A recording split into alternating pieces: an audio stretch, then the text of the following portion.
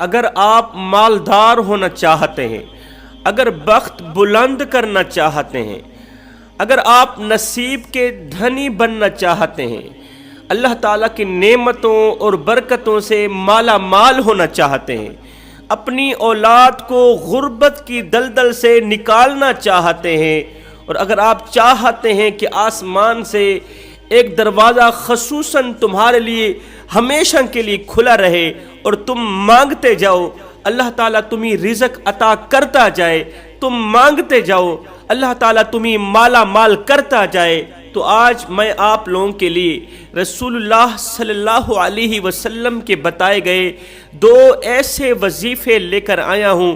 ان وظیفوں نے بھکاریوں کو بادشاہ بنا دیا۔ یہ دو وظیفے پڑھنے سے اللہ تعالیٰ تمہیں اس قدر مالا مال کرے گا، اس قدر رزق وسیع عطا کرے گا کہ بادشاہ بھی تم پر رشک کریں گے، تمہاری امیری پر بڑے بڑے امیر لوگ بھی رشک کریں گے۔ وہ وظیفے بتانے سے پہلے ایک درویش عامل تھے۔ درویش عامل کو ایک بہت ہی پرانا، صدیوں پرانا بوڑھا جن ملا۔ درویش نے اس جن سے پوچھا کہ تو کہاں رہتا ہے؟ اس جن نے کہا کہ میں سمندر کی تہ میں رہتا ہوں۔ اچھا یہ بتا کہ تیری عمر کتنی ہے؟ اس صدیوں پرانے جن نے کہا کہ میری 1600 سال عمر ہے۔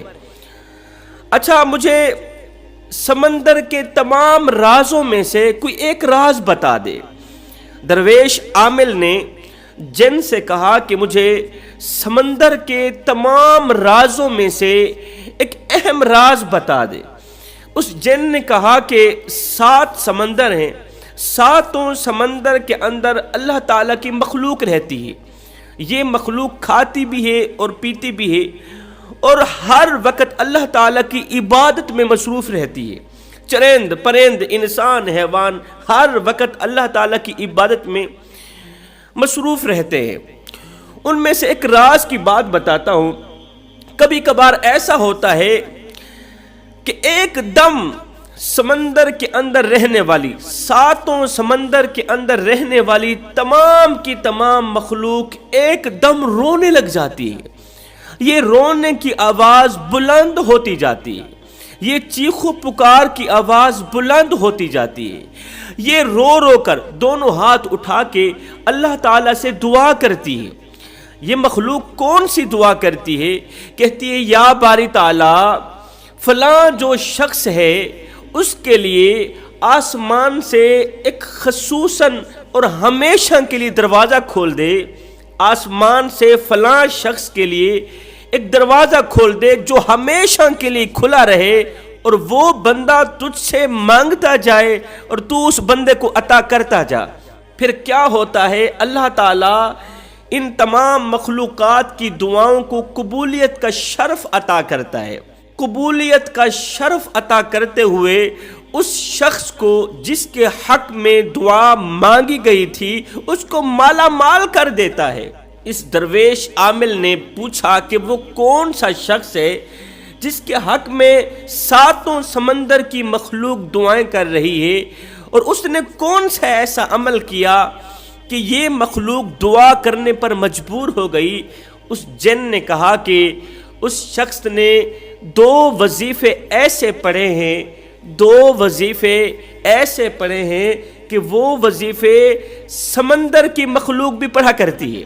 وہ کون سے 2 وظیفے ہیں ابھی میں تمہیں بتانے والا ہوں۔ حضرت سیدنا موسیٰ علیہ السلام کا زمانہ تھا۔ موسیٰ علیہ السلام کوہ طور کی طرف جا رہے تھے۔ جاتے جاتے آپ نے دیکھا کہ ایک شخص ہے جو ریت کے اوپر بیٹھا ہوا ہے، اور ریت سے اس نے اپنا ستر چھپا رکھا ہے۔ اس کے پاس اتنا کپڑا بھی نہیں تھا جس سے وہ ستر چھپا لیتا، اپنی ستر کو چھپا لیتا۔ اس نے ریت سے ستر کو چھپایا ہوا ہے۔ حضرت موسیٰ علیہ السلام نے جب اسے اس حال میں دیکھا تو موسیٰ کو بڑا ہی ترس آیا۔ اس شخص نے کہا اے موسیٰ، کوہ طور پر جا رہے ہو، میرے حق میں اللہ سے فریاد تو کر لینا، دعا تو کر لینا۔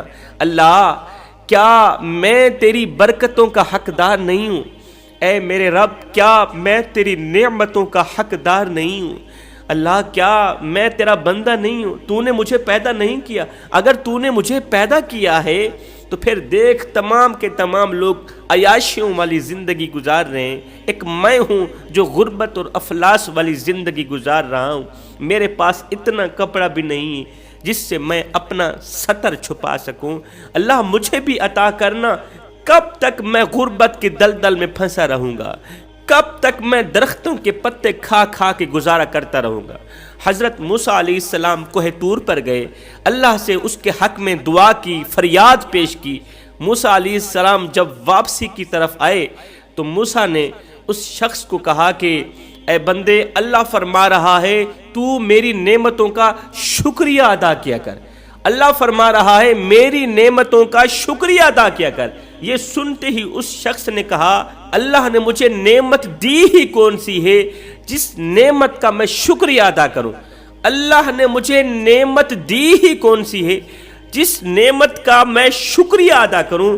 بس اتنا کہنا ہی تھا، ہوا آئی وہ ریت بھی اڑا کر لے گئی جس ریت سے اس نے ستر چھپا رکھا تھا۔ ہائے نعمتوں کی بے قدری نے ہمیں غریب تر غریب کر دیا۔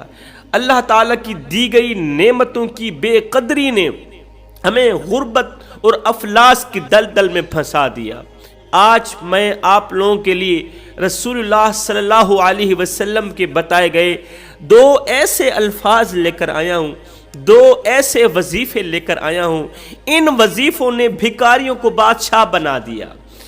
حضرت سیدنا علی المرتضیٰ شیر خدا کرم اللہ وجہ الکریم فرماتے ہیں جو شخص ان دو الفاظ کو لکھ کر اپنے مکان، دکان یا فیکٹری کے اندر لٹکا دے تو اس جگہ جادو ٹونا اثر نہیں کرے گا، اس جگہ مصیبتیں نہیں آئے گی، اس جگہ آفت نہیں آئے گی، دشمن کا وار کامیاب نہیں ہوگا۔ رسول اللہ صلی اللہ علیہ وسلم فرماتے ہیں یہ الفاظ پڑھتے ہی، یہ وظیفے پڑھتے ہی انسان کی ٹینشن ختم ہو جاتی ہے۔ صحابہ کرام فرماتے ہیں کہ ہم پر جب بھی کوئی برا وقت آتا، کوئی پریشانی کا وقت آتا، ہم پر کوئی ٹینشن آتی تو ہم یہ دو وظیفے کثرت سے پڑھا کرتے تھے۔ اللہ تعالیٰ ان دو وظیفوں کے صدقے ہماری ٹینشن دور کر دیتا تھا۔ حضرت سیدنا علی المرتضیٰ شیر خدا کرم اللہ وجہ الکریم فرماتے ہیں میں نے نوٹ کیا کہ میں نے جب بھی یہ دو الفاظ پڑھے تو اللہ تعالیٰ نے فوراً میری مدد فرمائی، اور یہ دو الفاظ دعاؤں کو قبولیت کے دروازے تک پہنچانے کا ذریعہ بنتے ہیں، گھر میں رزق لانے کا ذریعہ بنتے ہیں، رزق میں برکت ڈالنے کا ذریعہ بنتے ہیں۔ یہ الفاظ پڑھنے سے اگر آپ کے گھر میں لڑائی جھگڑا رہتا ہے وہ بھی ختم ہو جائے گا۔ اگر آپ کی اولاد نافرمان ہے، اللہ تعالیٰ تمہاری اولاد کے دل میں اس طرح کی محبت ڈالے گا کہ وہ تم سے ٹوٹ کے محبت کرنے لگی، ٹوٹ کے فرما برداری کرنے لگے گی۔ اگر تمہاری بیوی نافرمان ہے، اللہ تعالیٰ بیوی کو شوہر کا فرما بردار بنا دے گا۔ بچیوں کے لیے اچھے رشتے نہیں آ رہے، یہ دو الفاظ پڑھیں، اللہ تعالیٰ غیب سے تمہاری مدد کرے گا اور فوراً تمہاری مدد کرے گا۔ پہلا لفظ، پہلا وظیفہ وَمَا كَانَ رَبُّكَ نَسِيًّا، اس کا ترجمہ یہ ہے اور تیرا رب تجھے بھولنے والا نہیں ہے۔ جب اللہ تعالیٰ یہ سنتا ہے کہ میرا بندہ مجھے کہہ رہا ہے کہ میرا جو رب ہے وہ مجھے بھولنے والا نہیں ہے، تو یہ سنتے ہی اللہ مسکرا پڑتا ہے۔ بس کیا ہوتا ہے، اسی وظیفے کے صدقے اللہ تعالیٰ اس کا خالی دامن اپنی رحمتوں سے، رزق وسیع سے بھر دیتا ہے۔ یہ وظیفہ فجر کی نماز کے بعد 100 مرتبہ پڑھنا ہے، وَمَا كَانَ رَبُّكَ نَسِيًّا۔ دوسرا وظیفہ لا الہ الا انت سبحانک انی کنت من الظالمین۔ حضرت یونس علیہ السلام مچھلی کے پیٹ سے کبھی نہ نکلتے اگر وہ یہ دعا نہ پڑھتے لا الہ الا انت سبحانک انی کنت من الظالمین۔